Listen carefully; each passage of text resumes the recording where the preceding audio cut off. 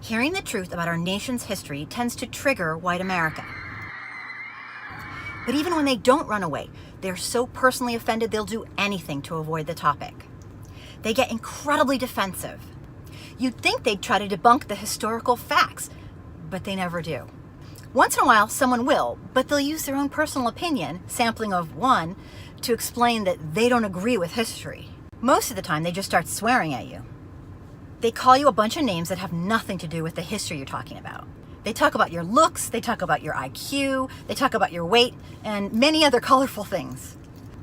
I guess they try to insult you so that you'll focus on what they're saying and try to defend yourself rather than talk about the real history. And those that don't do this usually end up making sweeping statements like, "You just hate all whites." Their hope is that they will get you so offended and personally hurt that you'll just defend these accusations and completely change the subject. Anything to not look at the historical facts about our racial history in America. But people attempting to debunk whitewashed history are no more than history teachers, telling about the things you never learned in history class. Most of this information is common knowledge. You can ask any scholar, university professor, history buff, or just go ask any African American. We live in an age where communication technology is everywhere. If you really want to know the truth, you'll figure it out.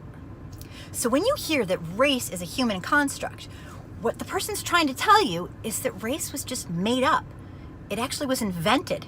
There's no such thing. We're all in one race. It's called the human race. Advocating for equality in a nation that boasts liberty and justice for all, it's not anti-white.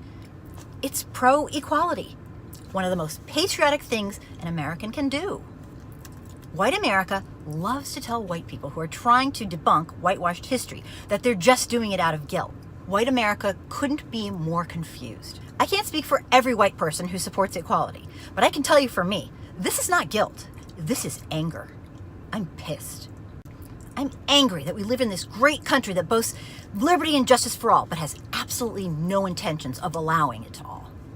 I can't stand living this lie. We're living a lie in America. We're living a lie.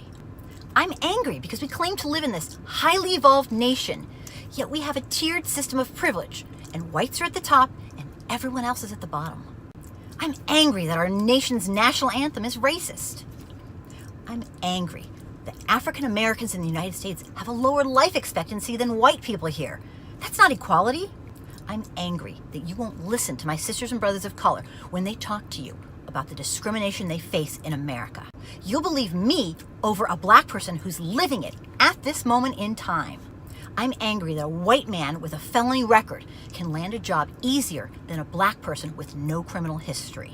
I'm angry that our government purposely caused inner city poverty through redlining. I'm angry that white people made up this color-coded system to justify treating their fellow humans like crap. I'm angry that white America refuses to support equality for their fellow humans. So why would white people become enraged when they're taught the real history of America? Maybe they have some sort of cognitive dissonance or guilt about the way they treat others? Hearing the truth about American history after having your parents lie to you, after having whitewashed history books, after society pushing that ideology, you've got to feel terribly guilty. White America, listen. This isn't about guilt. It's not about you. It's about helping support equality so that liberty and justice for all can actually mean something. All of us today were born into a culture of white supremacy. No one alive today owned slaves. No one alive today was a slave. But that doesn't mean that white America should uphold inequality because they were born into it. Would you walk by someone who was drowning because you weren't the one to shove them in? Or because you didn't build the pool? Of course not. So why would you do absolutely nothing to stop inequality or perpetuate it so it gets worse? Look, we were all born into this system. No one here built it. But that doesn't mean we just sit there and watch it. That doesn't mean we uphold the status quo. That doesn't mean we say that's just the way it is. That doesn't mean we look the other way. Do you teach your children to keep walking when they see a fellow classmate being bullied? Of course not. Then why would anyone do nothing while our fellow Americans are treated like second-class citizens in a nation that boasts liberty and justice for all?